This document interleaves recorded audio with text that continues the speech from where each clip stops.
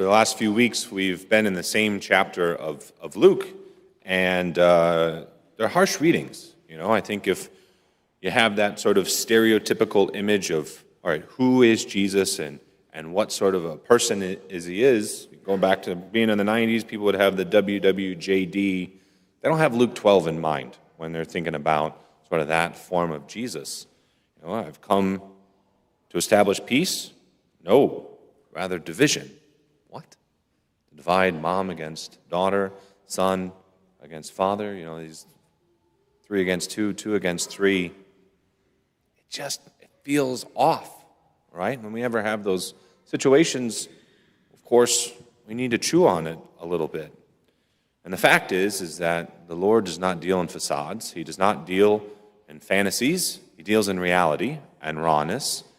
And yeah, families are messy. My family is messy. Your families are messy. We all have those situations maybe we don't talk about in public, but they're real. And there's wounds and there's difficulties. How do we handle those? That's what our Lord is talking about here. There's so many different ways that a family can be divided, and it can be very difficult when faith is involved in it, right?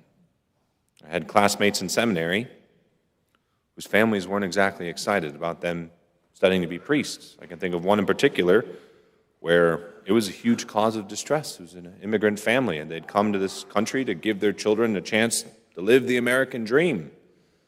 And they had 2 sons, and all of a sudden one of them was going off to be a priest. It's like, what are you talking about?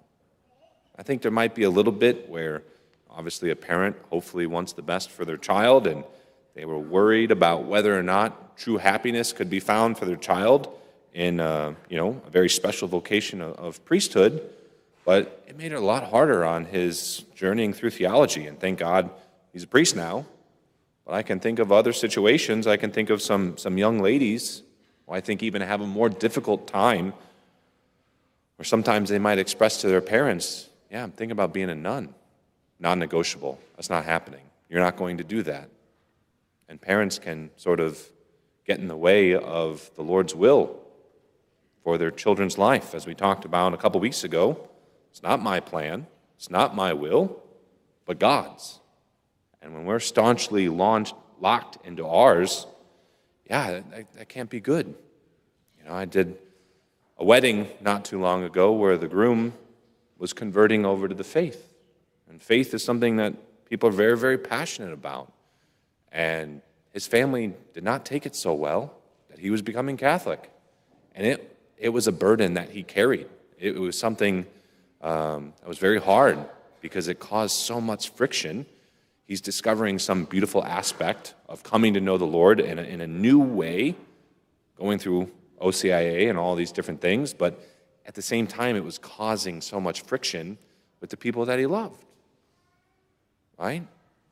There are times when we're tempted to keep the peace. It's not true peace, but sort of perpetual avoidance of having that rough talk or fighting through it. And that's sometimes what we have to ask ourselves with the ones we love the most, our parents, our children, our spouses, our family members. How do we navigate these very sensitive issues? That's what the Lord is talking about here, and we can relate with that. We know what that's like. We have those divisions and those problems in our family. And brothers and sisters, the Lord is very clear here. We are not promised peace on this earth. There are certain situations, unfortunately, where there will not be full reconciliation on this side of eternity. And as followers of Christ, we have to be okay with that. Not speaking up is not an option. Now, that being said, you can be right and you can still be wrong. You can be right and you can still be wrong. You can be theologically correct. You can be ecclesiologically accurate and not have humility or charity in your heart or in your words. And when we're dealing with parents, children, spouses, family members, we have to very, very seriously consider, am I breaking the fifth commandment by how I'm using my words? Am I breaking the fourth commandment and not honoring my father and mother? Because families were close, and we have a lot of emotional intelligence. That's the beautiful part about being a family. And if we weaponize that, that's a very serious infraction. So for us, brothers and sisters, yeah, families are beautiful, and they're messy, and there's divisions, and sometimes there's fights that need to happen with humility and charity. So for us, brothers and sisters, let's think about our families. Let's think about those moments of friction.